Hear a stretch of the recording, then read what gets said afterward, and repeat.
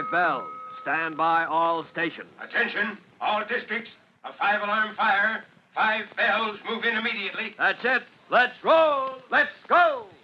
Firefighters.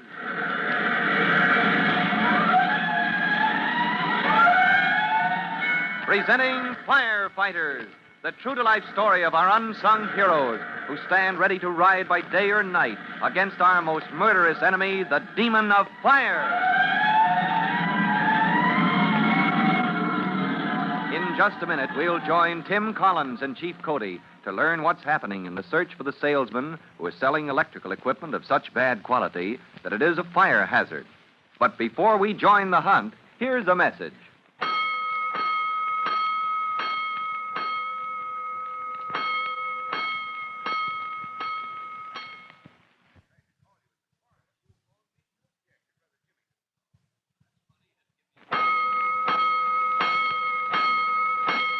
Let's go, firefighters.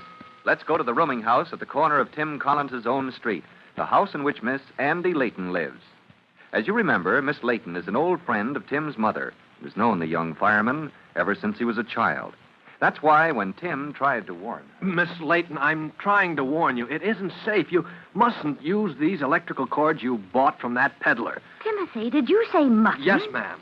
These cheap cords aren't approved for use on your flat iron or anything else. You could start a fire... Well, Timothy Collins, I am surprised telling a girl old enough to be your mother what she mustn't do. Oh, good grief. I didn't mean it that way, Miss Layton. I certainly hope not. Now run along, Timothy, and we'll say no more about it. That was just yesterday when Andy Layton refused to take Tim's warning seriously. And later, when Tim's mother dropped in to give her old friend a word of advice, Miss Layton was out for the evening. Now, it's early the next morning as Miss Layton's landlady raps on her door.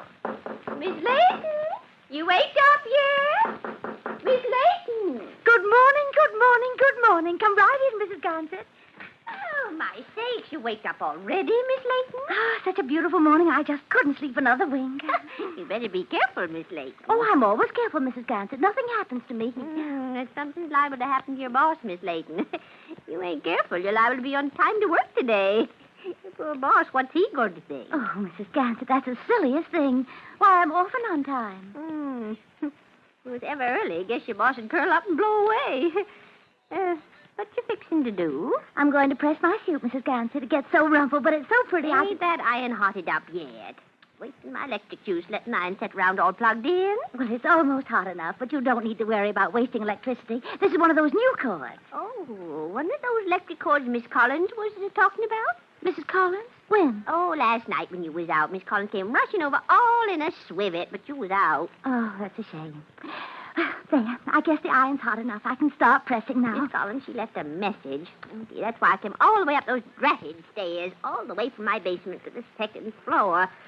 How long my feet are going to last? I'm so sorry she bothered. I was cross at Tim for a minute, fussing at me about buying these new type electrical cords. Keep that iron moving or you'll score. Oh, yes. Where was I?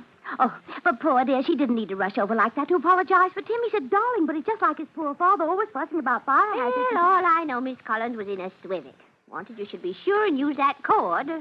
Be sure and don't. I couldn't tell which. One or t'other, that's it. Oh, she just wanted to be sure Tim hadn't hurt my feelings. Why, she bought 3 of these cords herself. The salesman said so, and for that matter, I don't... You just don't leave it plugged in come time to go to work so the electric juice will leak out. I'll be sure, Mrs. Gansett. Well, guess I'll tackle those stairs again. Back down to the basement. Wonder if I have time to press my hanky. Now, Miss Layton, I don't mind my roomers using up a reasonable amount of my electrical juice. When it comes to putting a whole morning with a flat iron. Oh, don't worry about wasting electricity, Mrs. Gansett. These new featherweight cords use hardly any at all. The salesman said so. Is that a fact? Let me see. See? Isn't that the thinnest little cord you ever saw? You see, it's so thin that only just enough electricity can get through, so there's no way... Ouch, that blessed wire, it's hot in the stove lid. Well, yes, it does seem to heat up more than... I smell burning. Why, so do I. Whatever could be Miss burning? Layton, that wire, it's smoking. Oh, dear look out me. for that iron. Electric juice has caught a fire. Don't throw that hot iron. Oh, dear.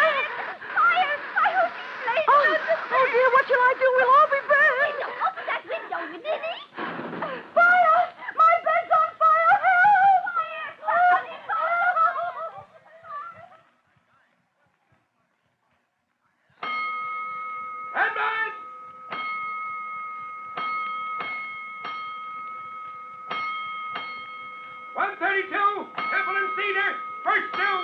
grief. Temple and Cedar, that's my own street corner. All clear right there. All clear. Come on, step on it, Gonigal. Give me a lift home. Let's go.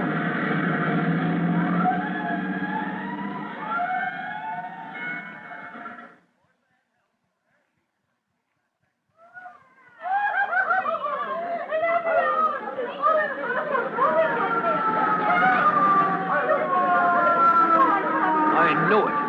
Miss Andy Layton, and she did use that cheap flat iron cord. Throw a ladder up to that window. Get those women out. Lieutenant, I know the layout of this building. Let me go in with the extinguisher. Go ahead, Collins. Come on, Mac. Come on. Lend a hand here. Follow me in and bring the axe. The street door's unlocked. That's luck. Come on, Mac. Now, one flight up. To the right. There's Miss Layton's door. Hold on, Mac. Let me go first. Feel the door. Make sure there isn't fire right behind it. Okay, it's cool enough. We can ease it open. All right. All right, Miss Layton, we're coming. Now, steady the door, Mac. Hold that crack ajar. That's it. Oh, good grief. That bed is flaming like a... Well, here goes with the extinguisher.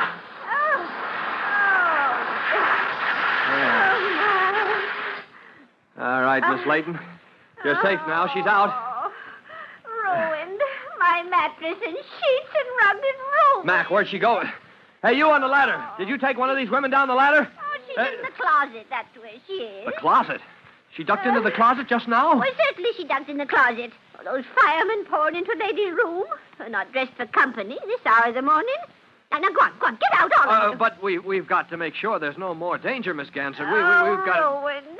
My mattress and my sheets and my rug. Now, my house full of great big firemen and the nasty old great big boots. And I told her to be careful. I told her not to.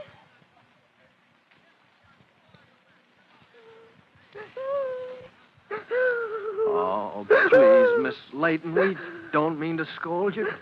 You tell her, Chief Cody. Yes, let me, Collins. Now, Miss Layton, listen, please. Oh, dear, I won't listen. All you want to say is I told you so. Told you what? Chief, I warned her last night. As soon as I heard she bought those hazardous cheap cords for the flat iron, I... Oh, dear, and such a bargain, too. That Mr. Johnny Bliven, he seems so nice. Bliven? Is that the name he gave? So she told me. And, Chief, he's the man we want. The one who's been selling this rotten equipment all over the city. Yeah, the description fits. Well, Miss Layton? Miss Layton, won't you go along with us now? Chief Cody will drive you down the block to my house. Look, please come and let Mom take care of you. Oh, dear, I look such a fright to go visiting. But if you promise, Tim... I'll promise anything, Miss Layton, if you'll let us take care of you. No, promise.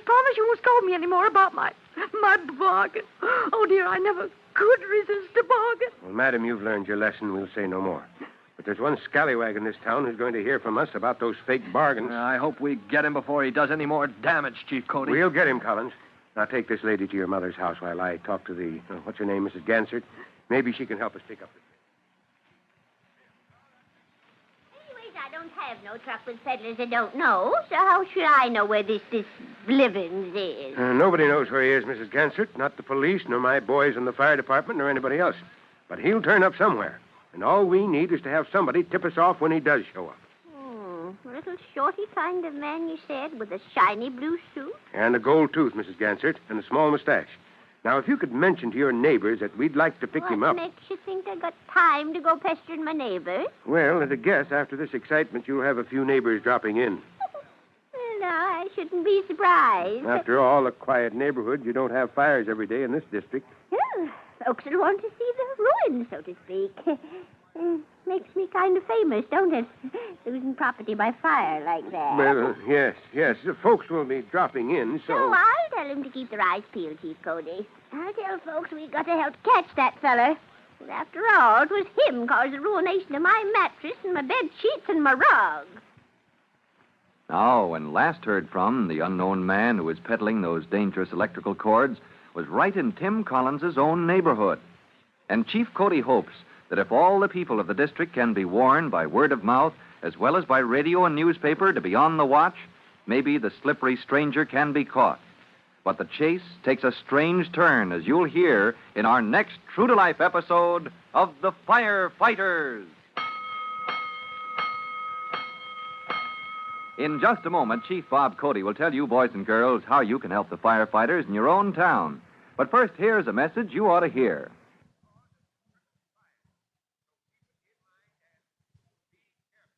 And now, Chief Bob Cody with a special notice for the Firefighters Brigade. Chief Cody. Hello, boys and girls. You all know me, your friend Chief Cody, and I've got another item for your list of common fire causes. Now, write this down. Sun. S-U-N. That's right, the old reliable sun itself. You see, sun rays that shine through glass like a fish bowl or a bubble in a window pane can focus on cloth or paper, raise the temperature higher and higher until fire breaks out. So we add to our list the word sun. One more common fire cause. Well, goodbye for now. You'll be hearing from me soon. Fire Chief Cody and the young rookie fireman Tim Collins will be back on the same station the next time you hear... That's it. Let's roll!